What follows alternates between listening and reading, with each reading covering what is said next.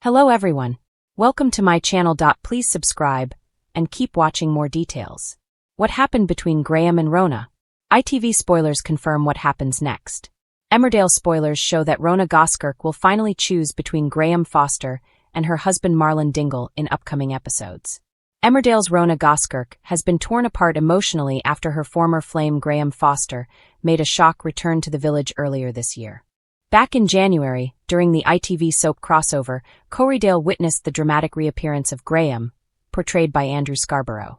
Audiences were left stunned when Graham, who was supposedly killed off in Emmerdale back in 2020, turned up very much alive in Corriedale. In tonight's episode, airing on Sunday owing to Emmerdale's cancellation earlier in the week due to football coverage, Rhona must decide between Graham and her husband Marlon Dingle. During the episode, Marlon grows suspicious after Rhona deceives him about a house call, prompting him to follow her to home farm where she tends to a bloodied Graham, who has been set upon by a gang. The unforeseen closeness between the former lovers nearly results in a kiss, which a heartbroken Marlon secretly observes. Spoilers for the coming week have unveiled what unfolds next, as a struggling Marlon confronts Rhona about whether she still harbors feelings for Graham, and her pained expression leaves him utterly devastated. As Rhona attempts to articulate her emotions, will she shatter Marlon's heart? Meanwhile, with Graham awaiting her outside the pub, Rhona faces him with a momentous decision to make. The following day, Graham leaves both Marlon and Paddy Dingle dumbfounded when he misconstrues a conversation with Marlon. Departing the scene, Graham climbs into his vehicle and speeds away. Who exactly is Graham, and what history does he share with Rhona? Graham, a legal guardian and father figure to Joe Tate, first appeared on the popular ITV soap in 2017 as Joe's right-hand man. In 2018, Graham helped fake Joe's death, compelling him into hiding after Kim Tate, formerly married to his grandfather Frank Tate, commanded his killing. At first, it appeared that Cain Dingle, the father of Joe's former partner Debbie Dingle, had inadvertently killed him following an altercation, which led to a single punch causing Joe to strike his head on a rock. Nevertheless, it subsequently transpired that Joe's loyal associate Graham had hidden the truth that Joe was alive and concealing himself abroad, financing his existence through Kim's business operations. Joe made his return during the Christmas episodes in 2024. Following Joe's exit in 2018, Graham became Kim's closest ally when she returned to the village. Graham and Kim had enjoyed a sporadic romantic involvement over the years. Audiences were devastated in 2020 when Graham seemingly met his demise at the hands of Pierce Harris. Graham had lately commenced a relationship with Rhona, and Pierce, Rhona's rapist former husband, had been released from prison just a week prior to Graham's apparent death. Nevertheless, earlier this year, it was disclosed that Graham had survived and been residing in hiding for several years. He has been a fixture in the village ever since. Who will Rhona choose, Graham or Marlon? It wasn't just the soft drizzle that painted the rolling hills in shades of green, nor the sudden downpours that sent villagers dashing for shelter. No, this rain carried memories. It soaked into the cobblestones, clung to the stone walls, and whispered stories of everything the village had seen, and everything it had tried to forget.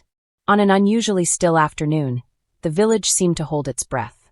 A black car crept along the narrow country road, its tires crunching against gravel as it approached the familiar sign. Welcome to Emmerdale. The letters were slightly worn now, weathered by 2 decades of storms and sunshine.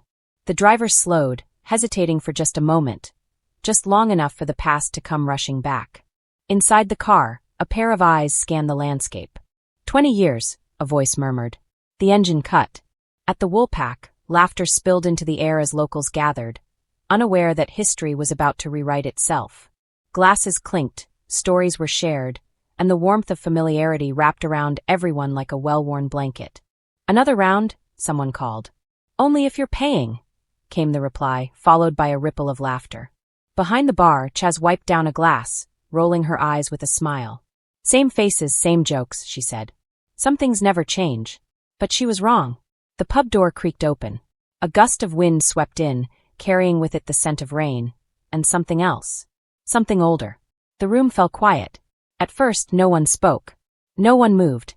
It was as though time itself had paused, unsure whether it should continue. Then someone gasped. It was a name no one had said out loud in years.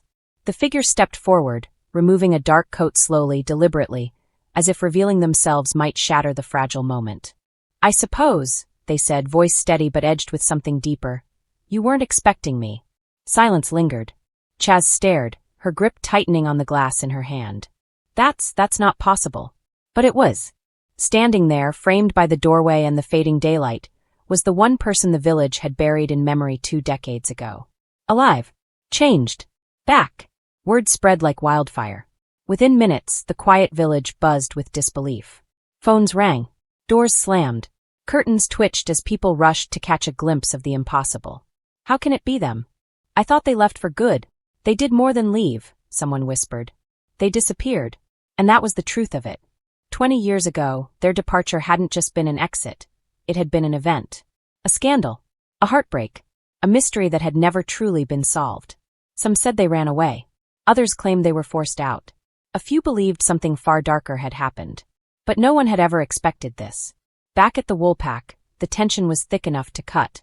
"You've got some nerve showing up here," Kane said, stepping forward, his voice low and dangerous. The returned icon met his gaze without flinching. "I figured you'd say that." "Figured?" Kane scoffed.